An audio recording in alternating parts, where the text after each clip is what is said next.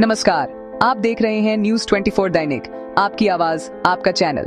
मैं हूं सानिया मलिक और आज की सबसे बड़ी, सबसे भरोसेमंद और सबसे तेज खबरों के साथ हाजिर हूं। चलिए नजर डालते हैं आज की टॉप हेडलाइंस और खबरों पर। और आप देख रहे हैं आज की सबसे बड़ी कवरेज। आज हम बात करेंगे बरेली और उसके आसपास के जिलों की उन बड़ी और चर्चित खबरों की जो सीधे तौर पर आपसे और आपके जीवन से जुड़ी हैं। पुलिस, प्रशासन, समाज और सुरक्षा के ताने बाने में उलझे ये मामले सिर्फ खबरें नहीं, बल्कि हमारे समाज का आईना है। आज हम जानेंगे कि कैसे एक सिपाही की बहाली का मामला एक बड़ी बहस का मुद्दा बन गया है, जिसमें एक तरफ कानून है तो दूसरी तरफ एक आईजी पिता और वकील बेटी की पीड़ा। क्या सबूतों के अभाव में न्याय अधूरा रह जाता है? क्या सिस्टम की खामियां किसी की जिंदगी पर भारी पट्टी हिच सकती हैं? ये सवाल आज हवा में तैर रहे हैं और हम इन्हीं सवालों के जवाब खोजने की कोशिश करेंगे। हम आपको ले चलेंगे उस कहानी की तह तक, जहां एक निलंबित सिपाही को सालों बाद अदालत से राहत तो मिली, लेकिन समाज की अदालत में बहस अभी भी जारी है। इसके साथ ही हम बात करेंगे बरेली में महिला सुरक्षा की दिशा में उठाए गए एक क्रांतिकारी कदम की, वीरांगना यूनिट की, जो महिला अपराधों पर नकेल कसने का वादा कर रही है। क्या यह यूनिट महिलाओं के लिए वाकई एक सुरक्षित माहौल बना पाएगी? और क्या क्यूआर कोड जैसी तकनीक अवैध व्यापार पर लगाम लगा सकेगी? इन सभी मुद्दों पर आज होगी विस्तृत चर्चा, क्योंकि हर खबर के पीछे एक कहानी होती है और हर कहानी आपसे जुड़ी है। आज के इस एपिसोड में हम केवल समस्याओं की बात नहीं करेंगे, बल्कि उनके समाधान और प्रशासन की तैयारियों पर भी नजर डालेंगे। रक्षाबंधन के त्योहार पर मौसम विभाग ने भारी बारिश का अलर्ट जारी किया है, तो प्रशासन कितना मुस्तैद है? खीरी में तेंदुए का आतंक क्यों बढ़ रहा है और वन विभाग इसे रोकने के लिए क्या कर रहा है?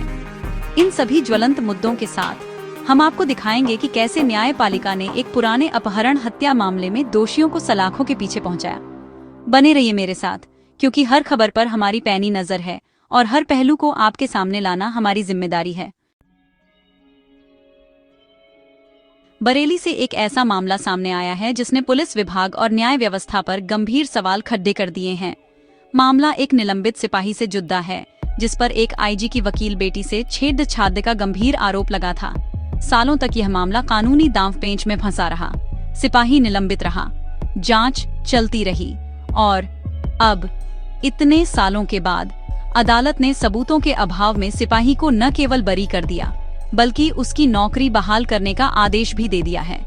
अदालत का फैसला कहता है कि अभियोजन पक्ष आरोपी के खिलाफ पर्याप्त साक्ष्य पेश करने में नाकाम रहा। लेकिन इस फैसले ने समाज में एक नई और तीखी बहस को जन्म दे दिया है।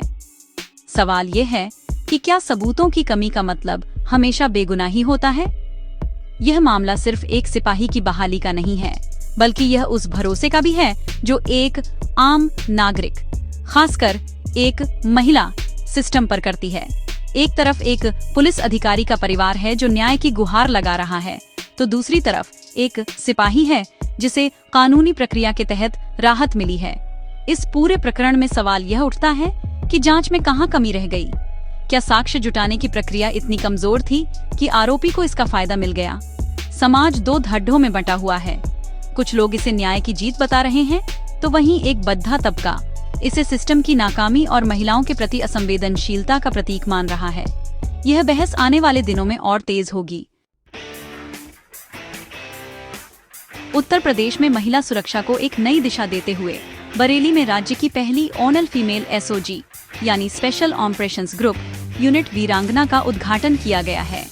यह एक ऐतिहासिक कदम है, क्योंकि यह यूनिट पूरी तरह से महिला कमांडो और अधिकारियों से बनी है।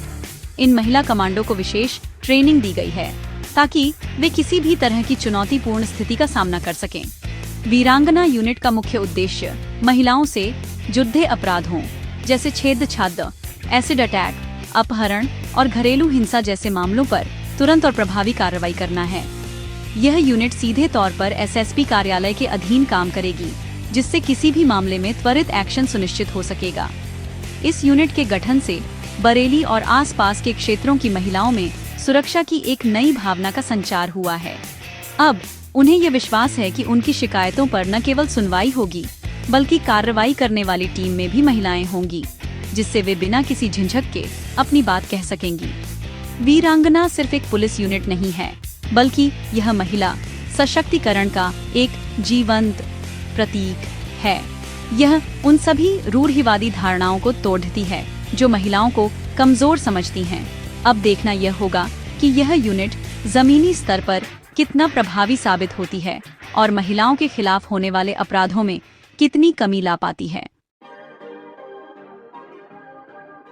बरेली शहर की सड़ी ढकों और बाजारों में अवैध वेंडरों की समस्या लंबे समय से बनी हुई है। इससे न केवल यातायात प्रभावित होता है, बल्कि वैध वेंडरों के अधिकारों का भी हनन होता है। इस समस्या से निपटने के लिए अब नगर निगम ने एक तकनीकी समाधान निकाला है। प्रशासन ने शहर के सभी वैध वेंडरों के लिए QR कोड आधारित पहचान पत्र जारी करने की प्रक्रिया शुरू कर दी है। इस QR कोड को स्कैन करते ही वेंडर की पूरी जानकारी, जैसे उसका नाम, पता, वेंडिंग जोन और रजिस्ट्रेशन नंबर सामने आ जाएगी। इससे नगर निगम और पुलिस के लिए वैध और अवैध वेंडरों की पहचान करना बेहद आसान हो जाएगा। इस नई प्रणाली का उद्देश्य दोहरा है। पहला, शहर को अवैध अतिक्रमण से मुक्त कराना और यातायात व्यवस्था को सुचारू बनाना। दूसरा, उन वैध वेंडरों को सुरक्षा प्रदान करना जो नियमों का पालन करते हुए अपना व्यापार कर रहे हैं। इस QR कोड प्रणाली से पारदर्शिता बढ़ेगी और अधिकारियों की मनमानी पर भी रोक लगेगी। हालांकि इस योजना का सफल क्रियान्वयन एक बड़ी चुनौती होगी। नगर निगम को यह सुनिश्चित करना होगा कि सभी वैध वेंडरों तक यह पहचान पत्र पहुंचे और इसकी जांच के लिए एक प्रभावी तंत्र भी स्थापित किया जाए। यह कदम अगर सफल रहा तो बरेली दूसरे शहरों के लिए भी एक मिसाल बन सकता है। रक्षाबंधन का त्योहार नजदीक है और लोग इसकी तैयारियों में जुटे हैं, लेकिन मौसम विभाग ने इस खुशी के मौके पर एक चिंताजनक अलर्ट जारी किया है। बरेली समेत पश्चिमी उत्तर प्रदेश के कई जिलों में रक्षाबंधन के दिन और उसके आसपास भारी से बहुत भारी बारिश की चेतावनी दी गई है। इस अलर्ट ने प्रशासन को भी सतर्क कर दिया है। किसी भी अप्रिय स्थिति से निपटने के लिए जिला प्रशासन ने कमर कस ली है। बाढ़ संभावित क्षेत्रों की पहचान कर वहां विशेष निगरानी रखी जा रही है और राहत एवं बचाव दलों को हाई अलर्ट पर रखा गया है। प्रशासन ने जलभराव की समस्या से निपटने के लिए नगर निगम को नालों की सफाई और पंपिंग स्टेशनों को दुरुस्त रखने के कड़े निर्देश दिए हैं। इसके अलावा कंट्रोल रूम को 24 घंटे सक्रिय रहने को कहा गया है, ताकि किसी भी आपात स्थिति में लोगों तक तुरंत मदद पहुंचाई जा सके। प्रशासन ने नागरिकों से भी अपील की है कि वे सतर्क रहें, जल भराव वाले इलाकों में जाने से बचें और यदि संभव हो तो अनावश्यक यात्रा टाल दें। अब सभी की निगाहें प्रशासन की तैयारियों पर टिकी हैं कि वे इस मौसमी चुनौती का सामना कितनी मुस्तैदी से करते हैं, ताकि त्योहार का रंग फीका न पड़े। लखीमपुर खीरी जिले में तेंदुए का आतंक एक बार फिर खूनी हो गया है। पिछले कुछ दिनों के भीतर ही तेंदुए के हमले में 2 लोगों की जान जा चुकी है, जिससे पूरे इलाके में दहशत का माहौल है। ये घटनाएं बताती हैं कि मानव वन्यजीव संघर्ष किस खतरनाक स्तर पर पहुंच चुका है। पहली घटना में एक किसान पर खेत में काम करते समय तेंदुए ने हमला कर दिया और दूसरी घटना में एक महिला को घर के पास ही अपना शिकार बना लिया। इन घटनाओं के बाद से ग्रामीणों में गुस्सा और डर दोनों हैं। लोग शाम होते ही घरों में कैद होने को मजबूर हैं और खेतों में जाने से भी कतरा रहे हैं। इन दर्दनाक घटनाओं के बाद वन विभाग की टीमें हरकत में आ गई हैं। प्रभावित इलाकों में पिंजरे लगाए गए हैं और ड्रोन की मदद से तेंदुए की लोकेशन का पता लगाने की कोशिश की जा रही है। वन विभाग के अधिकारी और कर्मचारी लगातार गश्त कर रहे हैं और ग्रामीणों को सतर्क रहने की सलाह दे रहे हैं। उन्हें अकेले बाहर न निकलने, समूहों में चलने और शाम के बाद विशेष सावधानी बरतने को कहा गया है। लेकिन सवाल ये है कि आखिर ये घटनाएं रुक क्यों नहीं रही? क्या घटते जंगल और भोजन की कमी के कारण तेंदुए इंसानी बस्तियों की ओर आ रहे हैं? इस समस्या का स्थायी समाधान खोजना अब बेहद जरूरी हो गया है। न्याय में देरी हो सकती है, लेकिन अंधेर नहीं। यह बात एक बार फिर साबित हुई जब बरेली की एक अदालत ने साल 2021 के एक सनसनीखेज अपहरण और हत्या के मामले में अपना फैसला सुनाया। अदालत ने इस जघन्य अपराध में शामिल 3 दोषियों को उम्र कैद की सजा सुनाई है।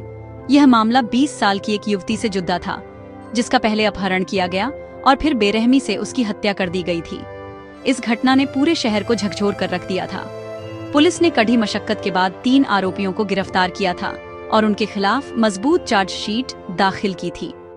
अभियोजन पक्ष ने अदालत के सामने पुख्ता सबूत और गवाह पेश किए, जिसके आधार पर अदालत ने तीनों को दोषी करार दिया।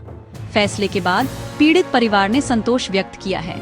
उनकी आंखों में आंसू थे, लेकिन उन्हें इस बात की तसल्ली थी कि उनकी बेटी के हत्यारों को उनके किए की सजा मिल गई है। उन्होंने न्यायपालिका और पुलिस का धन्यवाद किया। यह फैसला समाज में एक कड़ीढ़ा संदेश देता है कि कानून के हाथ लंबे होते हैं और अपराधी चाहे कितना भी शातिर क्यों न हो, एक न एक दिन उसे अपने गुनाहों की सजा भुगतनी ही पड़ती है। यह फैसला उन सभी लोगों के लिए एक उम्मीद की किरण है जो न्याय की लड़ाई लड़ रहे हैं। प्रशासन ने उन संपत्तियों पर एक बड़ा कदम उठाया है जो दशकों से वीरान पड़ी थीं और जिनकी कोई सुध लेने वाला नहीं था। हम बात कर रहे हैं शत्रु संपत्तियों की। ये वे संपत्तियां हैं जिनके मालिक विभाजन के समय या बाद में भारत छोड़ कर पाकिस्तान या चीन चले गए और वहां की नागरिकता ले ली। बरेली प्रशासन ने ऐसी 212 शत्रु संपत्तियों की एक विस्तृत सूची तैयार की है और अब इनकी नीलामी की तैयारी की जा रही है। इन संपत्तियों में बेशकीमती जमीनें, पुरानी हवेलियां और व्यावसायिक प्रतिष्ठान शामिल हैं, जिनकी कीमत करोड़ों में आंकी जा रही है। इस नीलामी की प्रक्रिया को पूरी तरह से पारदर्शी बनाने का दावा किया जा रहा है, ताकि इसमें किसी भी तरह की गड्ढों की कोई गुंजाइश न रहे। नीलामी से मिलने वाला राजस्व सीधे सरकारी खजाने में जमा होगा, जिसका उपयोग विकास कार्यों में किया जाएगा।